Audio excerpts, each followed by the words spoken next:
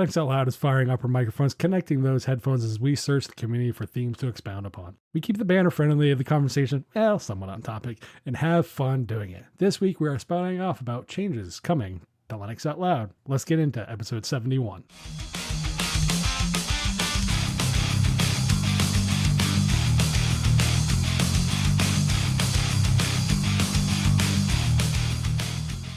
And with me today are my fine co-hosts that are, well, at least one of them's good and fine. The other one's, he's here.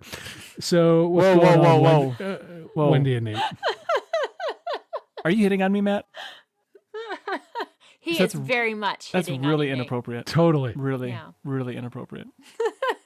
Totally.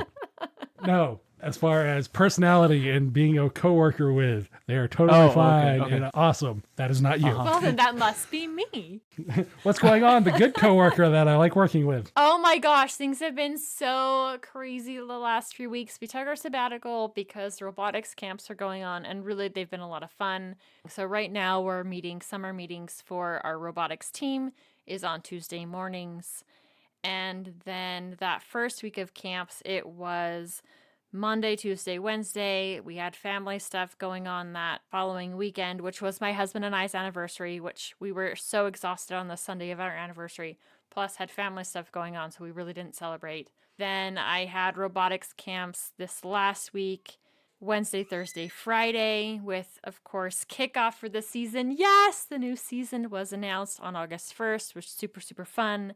And then my husband and I did take the time to go celebrate our anniversary this last weekend and do a little birthday shopping.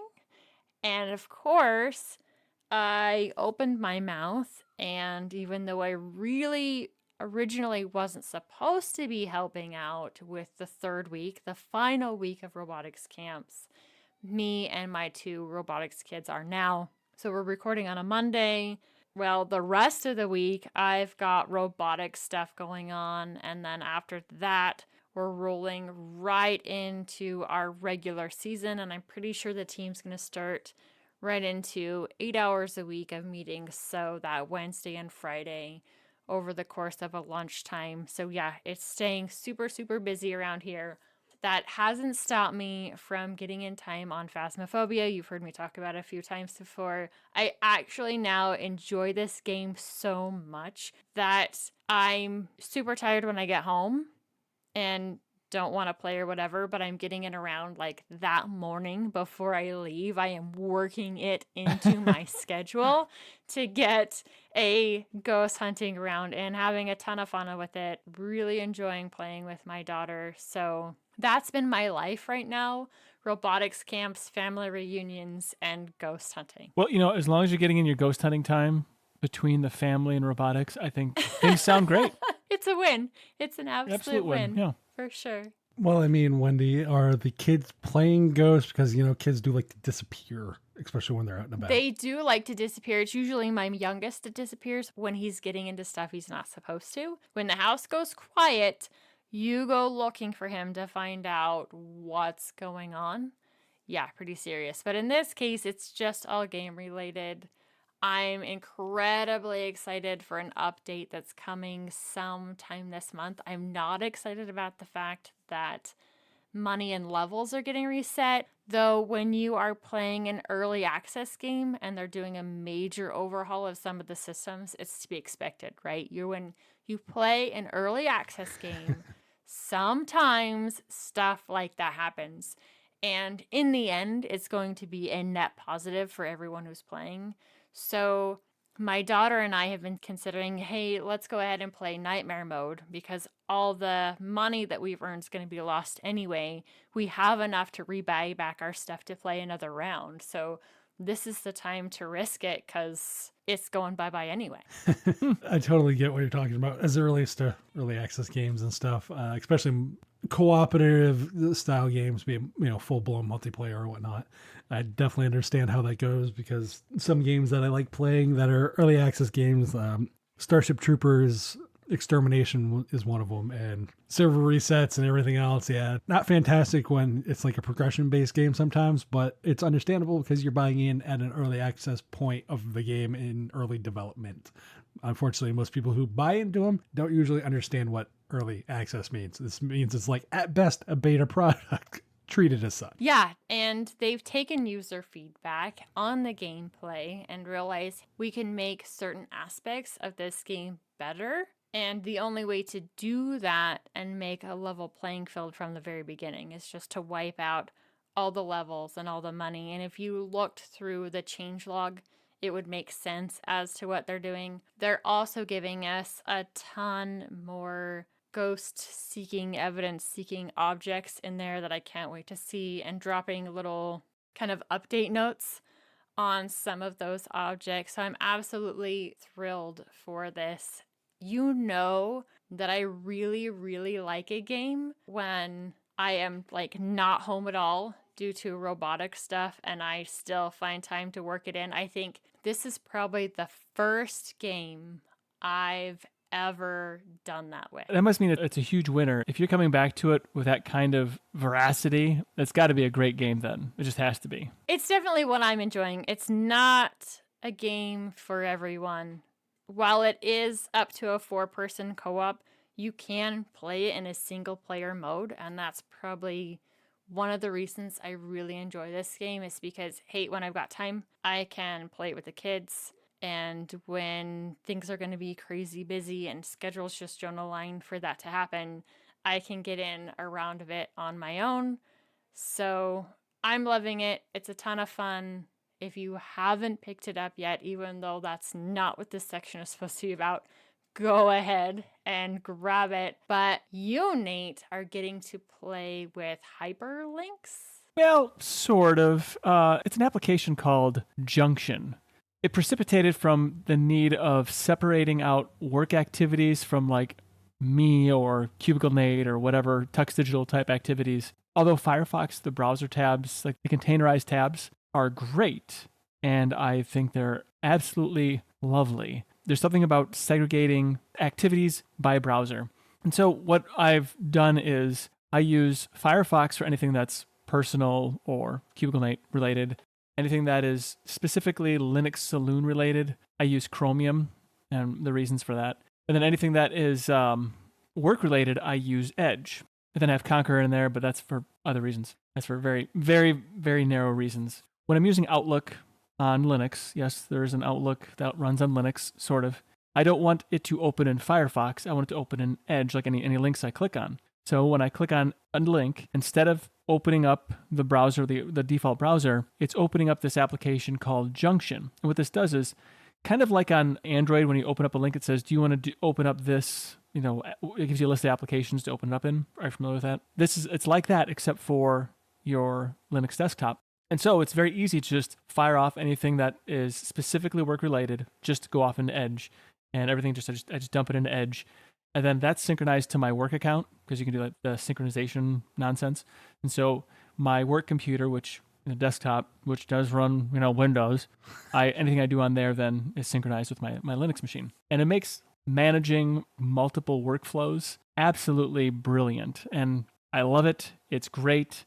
I've been using it now for probably about 6 weeks or so, and it's made a huge difference in efficiency on my laptop. So I did a little article on cubiclenate.com. I actually finally got off my duff and did a thing on cubiclenate.com. So it's very basic of how I use it and what I like about it, what I don't like about it. It is a GTK application, so if you are funny about not using GTK in a cute environment, it's not a big deal. It's a very simple window, and it's already a dark theme, so it doesn't stick out, and then don't use it. But this works great. It truly does. I like it. It makes my life so much better. It really looks like it's super easy to integrate, just making a simple change inside your default application settings, and you're good to go. I love the fact that you are able to separate things out to where they need to go for your different workflows.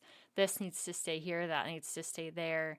And I'm sure where you're right now having to use Windows for work, and in that case using Edge for that workflow, you can do something on your personal computer that is work related, opening up a tab, and then you're good to go if that then needs to be opened on a work laptop. Right. And actually, largely since moving to the framework and exploring ways to move myself away from Windows a little bit more, I have successfully done so probably 98% of the functions. There's actually only one other function that I can't do in Linux right now, which I'm hoping to clear up in the next couple weeks. Nice. I can do everything without having to use Windows now. So, Matt, you can stop harassing me about being... what would you say about me and Windows? I can't remember now, but you can stop doing that. I called you like I see it, Nate. When you're late to the show or to recording, I poke fun at you and say, hey, look, Nate's being like Windows, an unresponsive system. Right. Like, don't turn off I'm installing updates, and the percentage creeps up ever so slowly. Yeah. And then says, oh, we encountered an error. Your changes will not take effect. Oh, thanks. That's actually pretty accurate. Actually, Nate, but to kind of piggyback off what you're talking about with this, with kind of like that mobile inspiration of like being able to select certain apps to open up certain things and whatnot. It kind of reminds me of, I think it was a while ago that I know you had talked about it on Linux Saloon, and I had mentioned it on a Gaming Sphere segment, which is Nirna, which is like the suspend resume for application and games, which is very much, kind of a mobile kind of thing. There are certain things, despite as much flack mobile applications and stuff and the way mobile OSs work, there are some things that are really, really nice in them that we kind of take for granted on like a desktop or a laptop, because it's like those just kind of brute force everything sometimes. So Right. seeing some of these more user specific kind of and defined influences onto the desktop are great to see. Not necessarily what Apple's done, but kind of like with these kind of applications and getting those functions that are normally very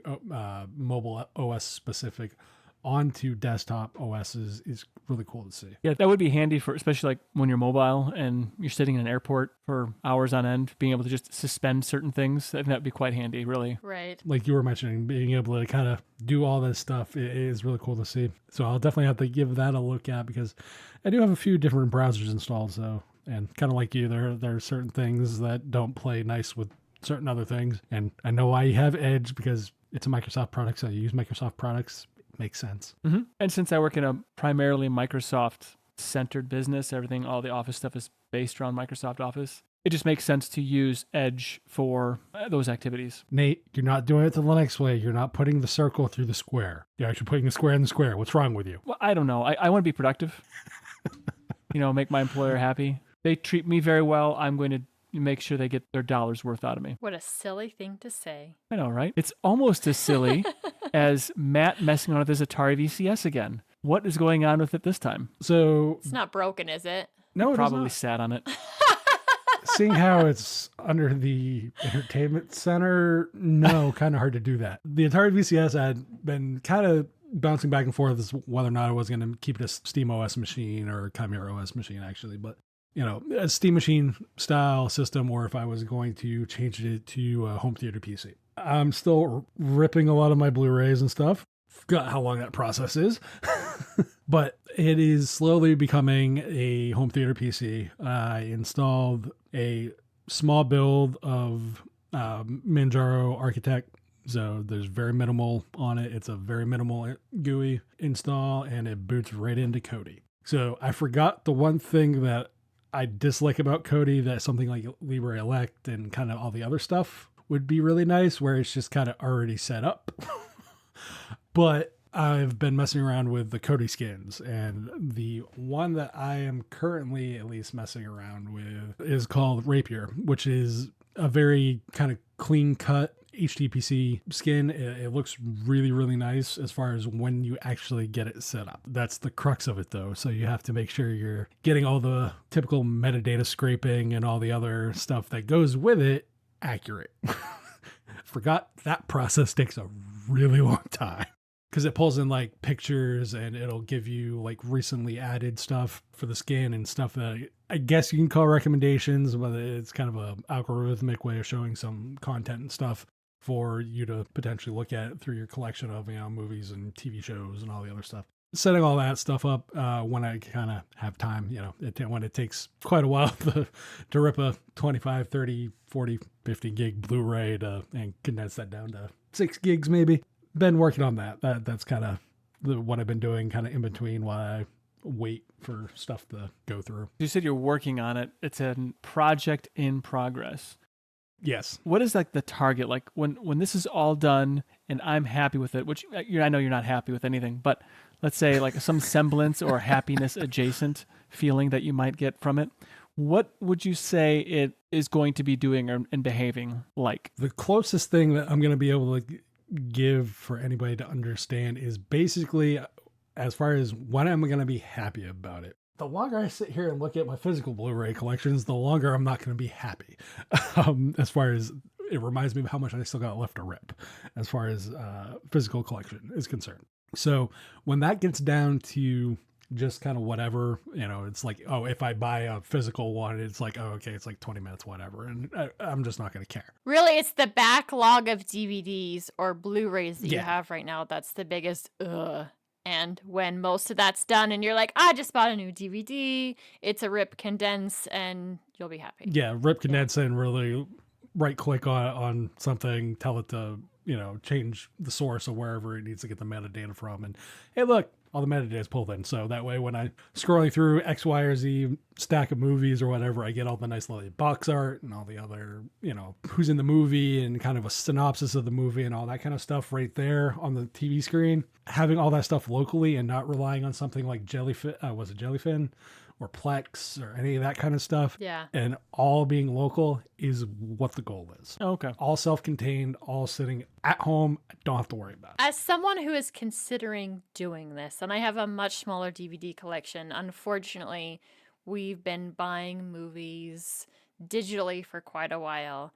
And I've decided that I really want to go back to buying the physical disc, ripping them, and then having the digital copy that way. So as someone who is seriously considering doing this, what is it like getting that metadata for each movie? It depends on the sources. It depends how you title things. Like it's a lot of contextualized data sometimes. Okay. I know you can in Kodi set it up that it pulls from online sources automatically, but sometimes if the titling's not right, or if say you have like, I'm trying to think of a TV show off the top of my head. Say you have like season 1 and 2 of a TV show, but you have season 1 in one folder and season 2 in another. Sometimes it doesn't coalesce with the actual title of the show. Oh, okay. Yeah. It kind of gets a little confused sometimes. There are those particular aspects. So it requires a lot of, sometimes more than most people want to do, manual tweaking. It's one of those, once you get through, it's kind of like, as bad as this is going to sound, Nate, it's kind of like old school Linux sometimes. When you finally get it all set up, it's like, heck yeah. Mm-hmm. I'm not going to equate it to an Arch install, like a bare bones Arch install, but I'll equate it to that there are potentially some hurdles. As far as like straight rips and stuff, I generically use Make MKV for what I use. I do too. And it's fantastic. Mm-hmm. It rips in straight Blu-ray format, so you're going to get a 25, 30 gig file dump, basically, of information for a video. Then usually what I'll do is I'll go through and use something like Handbrake and then flip that data to something a lot more manageable, because even if you have, because I think I have like 14 terabytes of like storage that I can use. I don't want 30 gigs per movie or 120 gigs worth of TV show for a season. That's just not conducive to good use of space. So what I tend to do is I tend to go down to, I think it's a lower 1080p on the overall rip, but it's still Blu-ray quality. It's an involved process. I'm not going to say it's not. Blu-ray ripping is not always the most time conducive use, but on the same note, it's also not one of those things where you can't just walk away and go do a bunch of other stuff. Now, if you're compressing things and converting things, that's a little bit different, because that uses a lot of CPU stuff, at least on the Linux end. So there is that. But then again, on something that's running 8, 16, 32, 24 cores and threads, it's not going to take that long.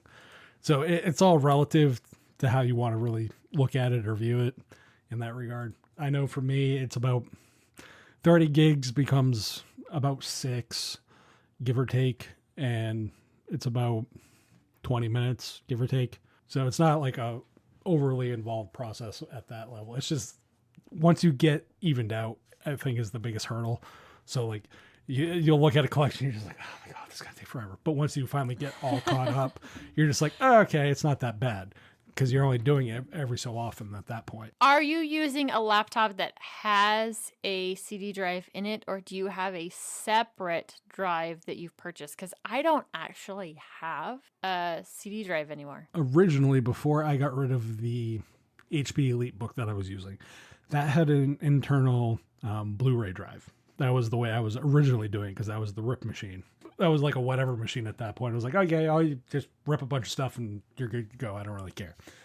I ended up having to get an external drive, and I believe I got it off either Newegg or Amazon. I don't remember exactly where I got it. Last I remember, I think 50 to 65 for the external. It wasn't super expensive. The concern is I'm not sure, because I still do have that Windows system that does a lot of the like the 4K creator machine, because Linux just really don't play nice with that particular machine at all. That system is the one doing all the ripping and stuff, and I'm just dumping all these onto the drives that I have. I can't speak to how well it plays Blu-rays straight on Linux. I can tell you it works on Windows, but I can't specifically say right on Linux how well it works. So there is that caveat. The files play fine as far as like once they're ripped and dumped onto the machine. Not ideal, but it works. So Nate, I'm like you, it's a very situational use for Windows. Right. So I use Make MKV, but I use it in such a way, like I'm always multitasking throughout my day.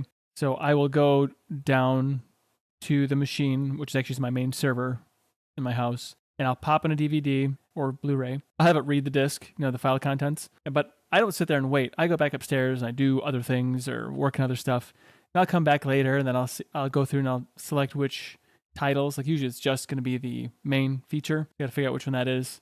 And then I start it, and then I just walk away, and then I come back later. So like there's no time crunch for me to do these things. There's just kind of a filler as I go downstairs or whatever. I'll work on that. That's how I do it. And then I try to add the metadata. Like I do it in MB though right now. I really need to try Jellyfin, but I just haven't gotten around to it. And the nice thing is, because I do travel, I set up tail-scale between the server and my laptop and a few other machines.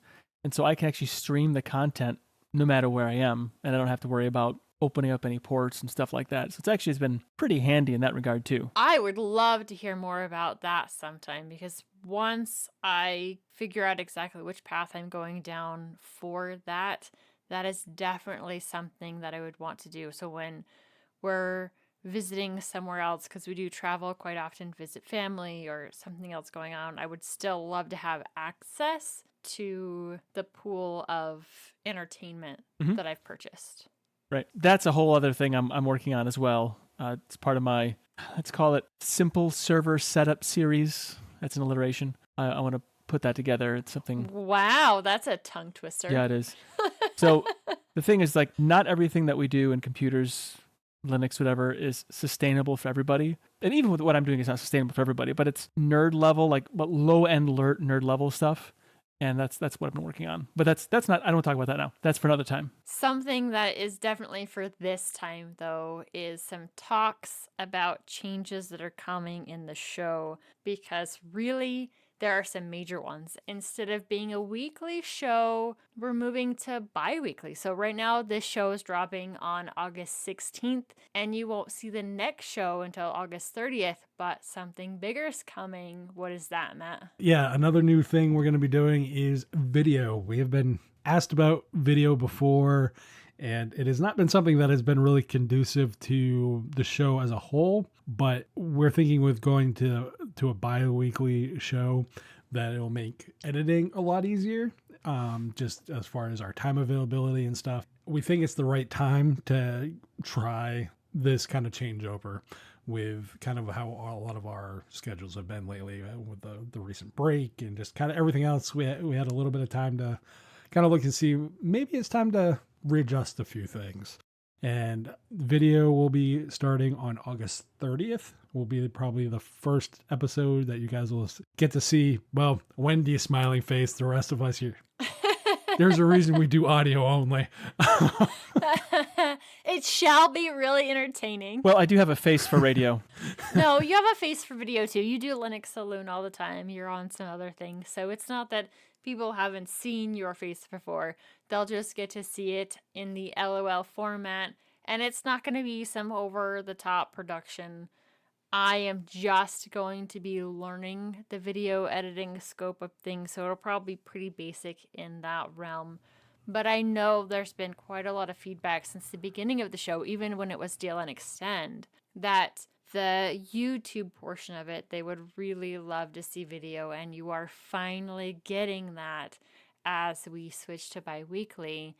And we're also going to be changing up the rest of the format of the show a little bit. You want to take that, Nate? Yeah, so sometimes we struggle with a main topic, but we have like lots of things we want to talk about, like that we've been working on or doing or really excited about. And then we have to try and we feel like we are almost kind of forced to talk about something maybe we're not as excited to talk about. So we're going to basically make it a little more loosey-goosey in that regard. Our main topic might just be what we're doing instead of something in the community or whatever, some piece of news that we aren't as excited about. So we're just going to kind of, make it a little bit more, conducive to Matt's level of attention. So that's kind of how the change there that we're going to make as well. It's kind of exciting because it means we'll have a little bit less time preparing.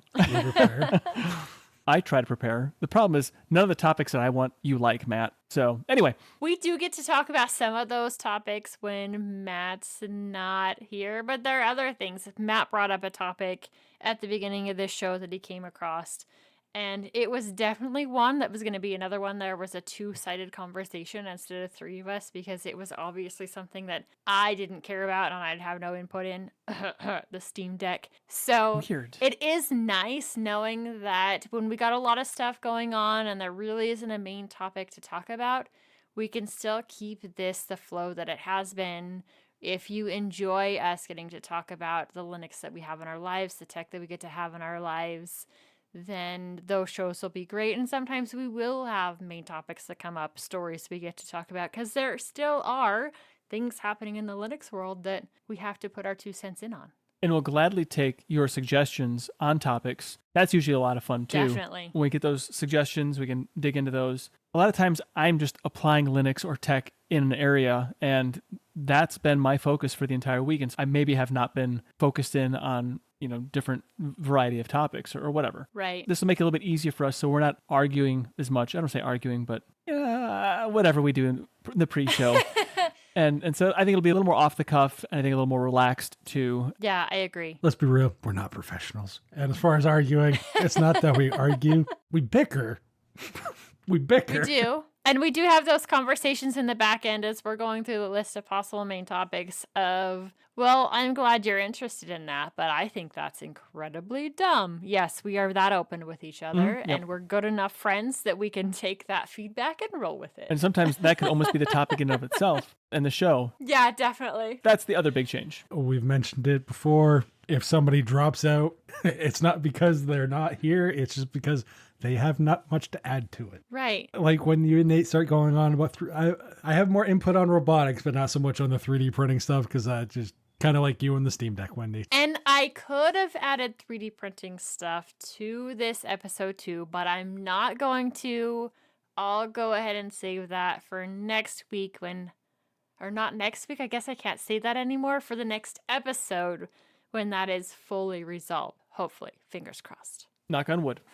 Knock on lots of wood. So speaking of feedback, though, Wendy, it looks like you're doing some, do I dare ask, laptop hunting with the daughter? So I'm sure she's giving you plenty of feedback. We are definitely doing some laptop hunting with the daughter. So there for quite a while, we had Pop! OS on her laptop. And with that, we were getting that NVIDIA graphics card to work. And this laptop has been a royal pain in the rear end from the time that I bought it from you in order to get that NVIDIA graphics card to work. She got to the point where she could not stand Pop! OS. And she's like, I don't care what you put on here, but I am tired of this GUI. And I was like, ooh, alrighty. Alrighty. Wow. So we put Garuda back on it. the Dragonized version with all the gaming stuff, which is fantastic. She's back to a user interface that she really enjoys. But we're now once again struggling to get that flippin' NVIDIA card to work. And she's wanting to do more with graphics tablets again. I've talked before that we're actually looking into some of the ones where essentially they're a secondary screen. And Krita does allow you to use GPU acceleration if it can find the flippin' GPU, which you can't right now on this tablet or on this laptop. We had a bit of the conversation today of, well, we can do some more tinkering and some fighting and try and get this NVIDIA graphics card to work. Or we can pull all of your stickers off it, clean it up, put Windows on it, sell it, and try and find something with an AMD graphics card that allows you to do the drawing on it. Because we have that living room system we built this spring. And it is powerful enough to do that stuff. I am going to go ahead and get a monitor for it, all of that, so it's not necessarily connected to the TV, and they can not only use it for their gaming, but use it for that too. But she really likes being portable. She loves that she can take the laptop with her, go places, do her art that way. It's one of the reasons why she loves drawing on her tablet, is because it's portable. If we're going to my in-laws or going to my dad's house, like wherever we're traveling, that can go with her and that passion for art can continue. While my baby is my desktop, I understand that people do love that portability aspect. So right now, my main thing is putting it out there to everybody. If you see an amazing deal on a laptop with an AMD, no NVIDIA. It is a hard no on NVIDIA. See a really good deal on a laptop that's got AMD graphics in it, preferably the newer lines of AMD graphics, then let me know.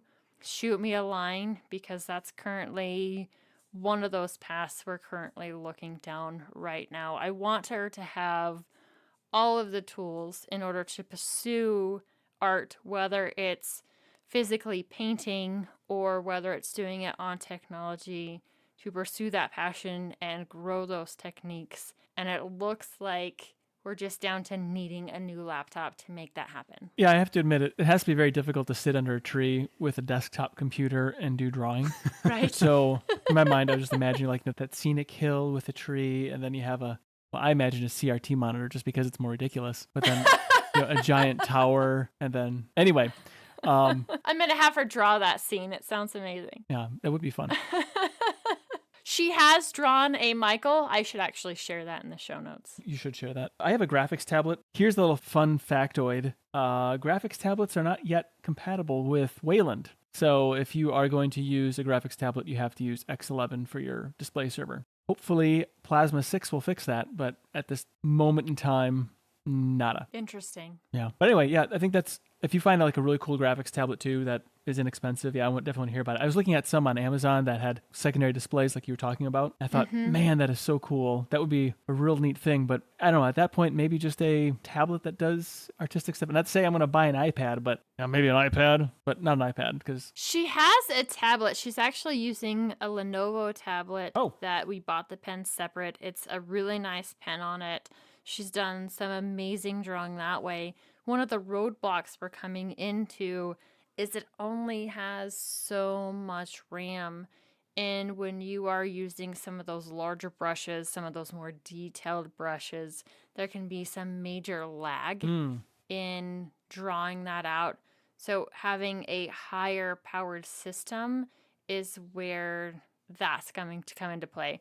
I can barely draw a stick figure, so a tablet is perfectly fine for me. It's more than enough when it comes to drawing. I don't draw on my tablet. She has drawn on my tablet. I just use it for taking notes. That's what the pen's for on mine. But when it comes to hers, mine also has more RAM. I think my tablet has 8 gigs, and I think hers only has 4, which is the minimum that I would get for a laptop anyway. Definitely not a laptop for her, but I wouldn't give someone actually any less than 8 on a laptop. So her tablet covers most things just fine. There's a lot of her drawing that's been perfectly fine with this current Lenovo tablet, but as she's expanding out, as she's adding new brushes to Krita, then it's not enough anymore. It's just not enough hardware-wise, and she needs a step up. Here's just tossing another idea out there to just muck things up a little bit more. What about like a Surface? Those Microsoft Surface tablets? And I think those would be an amazing option if they have the built-in graphics card in them. I know that Matt has talked about the minis form that he's got that's a 2-in-1, like a lot of the Surfaces. Does that one have dedicated graphics, Matt? It does not. So that was part of the reason I was looking at because it's Thunderbolt 4. That's why I was looking at external GPU docks. Right. And you can only fit so much in those ultra slim devices. Right. I don't know. I think a more traditional style laptop is the way to go. It could still be a touchscreen laptop that you can use a pen on, because they do have some out there, but the dedicated GPU for what she's trying to do is kind of a must. No, it's not kind of a must. It's definitely a must. Got it. Makes sense. We've had good luck with Lenovo, and this Lenovo laptop has been solid. I rethermal pasted it last year. Runs amazing. It's just the stupid flippin' graphics card. Oh, no, I hear you. I'm not unaware. It was weird because I didn't have that issue that you seem to have run into when I was using it. Because I think I had Solus on it at the time. And maybe Solus would be okay. And I don't know what it is about Pop that it just picked up the NVIDIA graphics card just fine. I did install the Garuda that comes with the NVIDIA drivers, and it's still a fight in order to go through the process of using Optimus and the switching. And even when we were trying to battle with that before, even though I had Optimus installed, like games still wouldn't play with it. I don't know. It's just been this never-ending battle. And I wish in the BIOS of that laptop, I could go in and turn off the integrated, graphics. You can hard turn off the dedicated graphics, but you can't hard turn off the Intel graphics, which is a ripping pain in the butt. It will not boot without the Intel graphics. Something tells me that might be just a design issue. I think so. I really think so. I had the Asus system. I had the Acer system with NVIDIA. That wasn't a problem as far as, it was inconvenient when I want battery life that I had to log out and relog back in, but whatever. Pick your battles on that one. Yeah, and I guess if someone out there has had an amazing Linux experience with an NVIDIA-based laptop, we'll talk about it. She and I will have that discussion, but I need raving reviews. It can't be oh, it's been great. No, I need raving reviews. This thing is amazing. It does great. We don't have to fight with the graphics at all. Yeah, it's got to be top-notch reviews in order to even think about NVIDIA right now. Well, that's enough on my laptop woes. I know Matt will be doing some extra research for me in the background. That's why I love putting that little bug in his ear. Nate, while I've been busy at robotics camps, you've been traveling for work and spending quite a bit of time in Texas. What have they been having you do there? Well, a lot of things, but I'm only going to cover what might be the most interesting for you guys, which is the server cabinet. The main server cabinet has all the administrative or IT things in it. So this is not the operational cabinet. This is just the administrative side. Not the stuff that operates the robots and robots and the different machines and everything else. This is just administrative things. And also the main gateway out and so forth to the scary World Wide Web and the tie between the two plants. Anyway, so one of the things I did was going through, we got a new NVR camera system, so network video recorder, for those that don't know what NVR is. Let's replace the old one, a better system. We're having lots of problems with the old one, either people having issues playing back the video or whatever. It was just not working well. So it did come out of the IT budget, but physical security is under my domain. So that was taken care of. I did very little of that outside of going around and verifying locations with the security contractor and my IT Bubba. We went around and looked at everything. And then it's actually not me. So my IT support feller. He went and built all the profiles for it. Setting that up, that was part of it. There was a third UPS in this server rack, but it was not activated. Digging into it and understanding why, it had a different style of NEMA plug. I don't know if you're familiar with it, the NEMA standard, but it's the US plug standard. So sometimes you'll see like on a plug, you see like the two vertical, it's the neutral and the hot, but the neutral on some of them have like a little bar that goes the opposite direction or horizontal instead of vertical. So that's what this had, which means it required a 20 amp circuit. So I called the electrician or sent a message and saying, is there any way you could get me in somewhere in your calendar to get this set up? I wasn't expecting to have it done that day, but he said, no, I'll hook you up right now. So he came down there and put a new receptacle on there. It was already had a 20 amp wiring, so it wasn't a big deal. So I got the third UPS activated, and the way the two UPSs that were in there originally, one was operating around anywhere between 90 and 110% of capacity, which is, not a good thing. And I went ahead and I balanced all the loads because most devices have two power supplies, so they'll draw from both. And so I got everything balanced down to 40% on each UPS, which is great because there are power issues from time to time where the place loses power. And so the longer we can keep the IT equipment running, the better. It gives us time to shut things down safely. Well, while I was doing the balancing, I was tracking things down. I was going to move the backup edge device. Like if the primary goes down, the backup kicks over and does what it has to do. So as I was doing that, I inadvertently unplugged the main edge device and took the entire plant down. So that was kind of fun. Everybody was so pleased about that. Oops. Yeah. Not supposed to do that, Nate. Well, I know that. Anyway, I quickly fixed it. I didn't realize immediately I unplugged the wrong one. Like, oh boy. So I got that fixed, whatever else. I got the edge devices, back operational. I had to move the main switch as well, which also momentarily took the plant down, but I had to move it because it was actually not protected at all for whatever reason. And I got everything just the way I think it's good right now. I also pulled out some Cat 5 cables, some patch cables that went nowhere to just sort of clean it up a little bit. There's a lot to do when it comes to cleaning it up yet. It's no fault of anybody, just like things happen.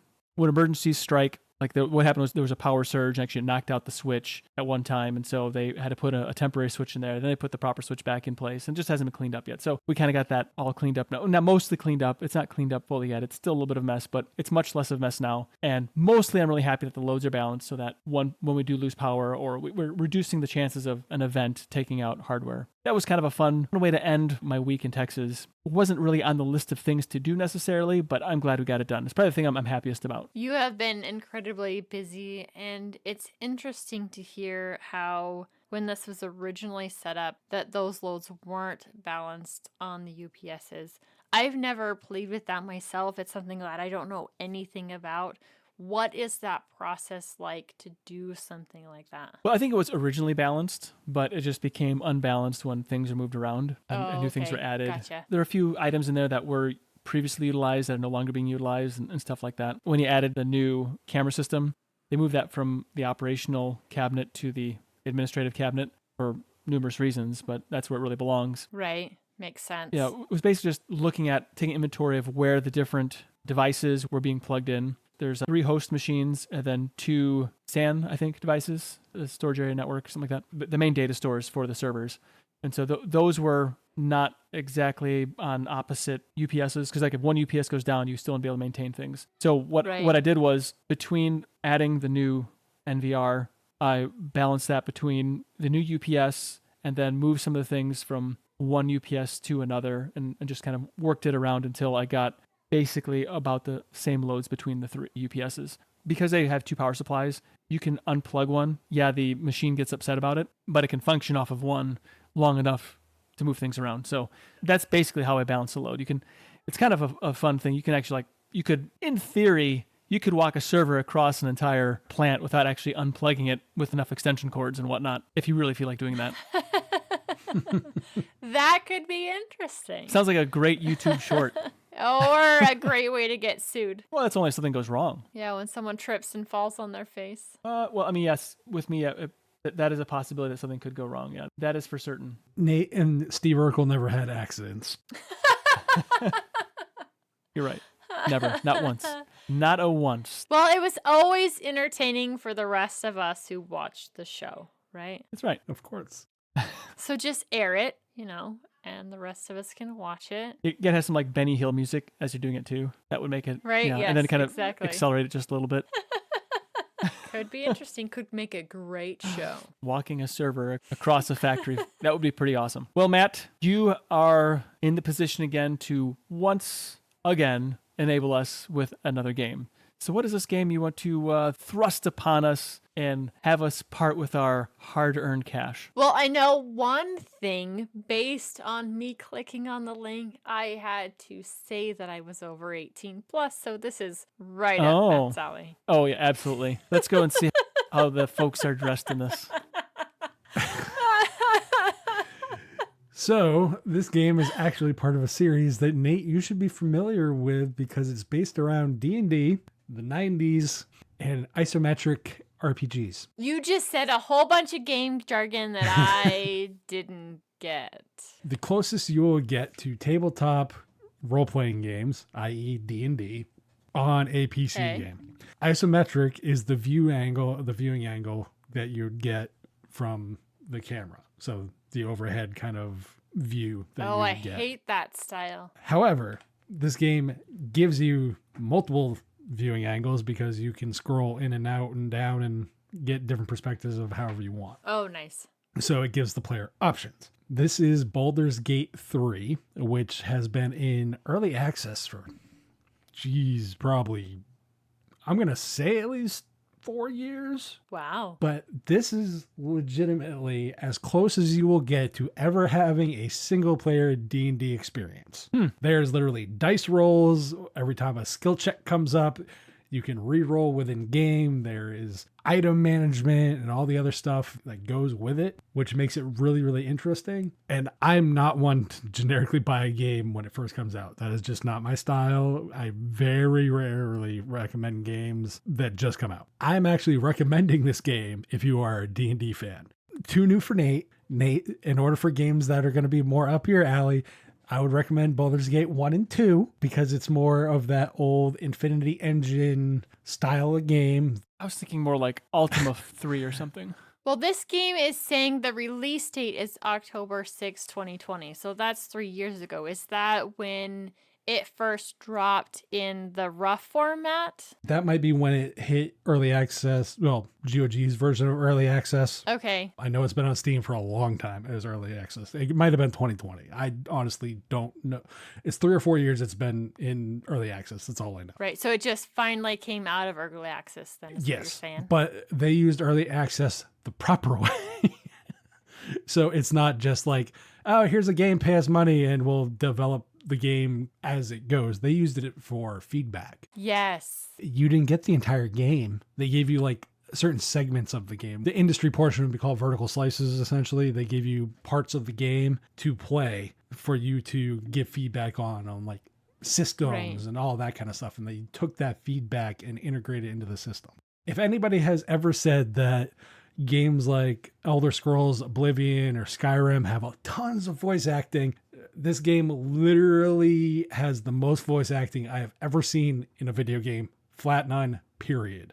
And I'm only about 40 hours into this. I've had a little bit of time and I have sunk a ton of time that I've had that have been free into playing this over the last like 3 days. So literally. Oh, wow. 3 days? You've gotten 40 hours in 3 days? Give or take. Wow. Holy I mean, like foregoing sleep? Must be. Okay, that's the in-game counter, so that has been left on when I go and do work stuff. Do other things? Yeah. Okay, got you there. So you said that you've got multiple viewing angles. I cannot stand top-down. It's very disorienting to me. Can you move this into like first-person view? More third-person, so like kind of... Okay. You'll still see the character, but you can also... More looking over their shoulder? Yeah. Gotcha. Has different ways of doing that. Works with controller or keyboard, mouse and keyboard by default. Example, Windows does not play well normally with controller when you plug it in. Like, I'll plug in a PS4 controller and Windows doesn't know what to do with it 90% of the time. It's gotten better. I will give Windows credit. I'm not going to totally crap all over Windows when it released that. But the sad fact is that this, like, I've accidentally like pulled the cord out from the PS4 controller because Windows and Bluetooth wireless controllers for the PS4 anyway still don't play nice. But it will automatically switch to the keyboard. Or if it detects the controller in game, it'll switch to a more of a controller layout automatically. You don't even have to think about it. Wow. So like little UI elements will change as soon as it detects the different input. So if it detects the controller input, it changes to more of a controller, bigger fonts and that kind of stuff. And the UI, like the actual UI in the game is different. Or if it detects like the mouse and keyboard, it will drop and go to more like a MMO style casting toolbars and that kind of stuff at the bottom of the screen that you can go through. Just really small details like that, but make a huge difference as far as how you want to experience the game. You definitely need space for this. It's 150 gigs. That Holy is cow. big. But it is also cross-platform multiplayer. What other... Obviously, you can play it on the computer, but what other platforms can you play it on? They're coming out on PlayStation 5. I don't know about Xbox. From what I understand, because these guys have done multi-platform games before, they're kind of like CD Projekt Red guys the games that do like the Witcher games and stuff. They tend not to really do well when focusing on like multiple consoles. Just look at the Cyberpunk 2077 launch and you'll see what I mean. Oh, okay. So like the initial release, PC focus. Next release, PS5 focus. Next release, it sounds like Xbox focus. I'm okay with that because it's like they want to deliver the best product. Might be a delay, might be kind of annoying, all that kind of stuff, whatever. That makes sense to me, though. But the next release is PS5. What they talk about on cross-platform play right now is if you own this on GOG and you want to play with somebody that on Steam, you can. Nice. Right now for PC, that is fantastic. That is amazing. That is why I bought it on GOG. The other reason I bought it on GOG was simply because of the fact when it comes to big games like this, like these sprawling RPGs and stuff, there's a time investment there, and I want to own that time investment. So therefore, I want to own, quote unquote, the game as much as I possibly can, be it digital or physical. So in this case, I'm going to buy on GOG where I can download it and own it. Right. And the graphics look really good. Like, wow. To give you an idea of how many cut scenes and everything else, this is a story heavy game. Is that why it's so big, size-wise? There's a lot of reasons why it's big. SSD is not an option, it's a requirement. I saw that, yeah. And that's because of how they load the game. There's a lot of seamless transitions in and out of stuff. It doesn't have a lot of loading when it does load, so that's why the SSD is a requirement. So I'm okay with that. You know, we're kind of getting to the point now where SSDs don't scare me in pricing when I go and look at them anymore. Right, yeah, definitely. I enjoy this game. I would recommend this at $60 as it's flat out as it is right now. It is early access done right. These guys take user feedback. They give like the controller and keyboard input, just small details. They get it right. I've had a few hard crashes here and there. Some of that could be because I've been messing around with trainers on the Steam Deck. For those that don't know, that trainers are cheat devices. Let's just put it that way. Or cheat codes just on PC, because I want to see how this plays when you beat the system, as it were, sometimes just kind of give you the more full experience. Yeah. Because I have two different playthroughs. I have the kind of the hacky one that I'm doing now, and then I have the one where it's just like, this is the experience that I get. This is my individual personalized experience, and not the, right. I just want to see everything. I have more of the, I just want to see everything right now. So you're the reason for anti-cheat. Thanks a lot, Matt. Thanks a lot. So the record is clear. I've actually never been into D&D. It's actually not a genre that I really enjoy. The closest thing I've ever gotten to playing D&D was King's Quest 3. Now it's your turn to toss in your 2 cents on today's topics. Hit the discourse forum or drop us a line under this video or on the contact form by visiting tuxdigital.com/contact. If you'd like to hang out with us on our preferred social media, see the links at the bottom of the show description. Be sure to check out other great shows on the network like Hardware Acts and Linux Saloon and Destination Linux, and more at tuxdigital.com. Show your love for your favorite podcasts and shows by visiting the Tux Digital merch store. Grab yourself some awesome swag like the gamer-centric I paused my game to be here, as it wasn't obvious that I did that this week. Or join hashtag Team Wendy for some sinister Wendy swag. She's evil. It should be Team Evil. Not evil, just... Yeah, what Magneto said. As always, we thank you for joining us. We'll be back next episode with an awesome sode of Linux Out Loud. Until then, keep the banner friendly, the conversation somewhat on topic, and have fun doing it.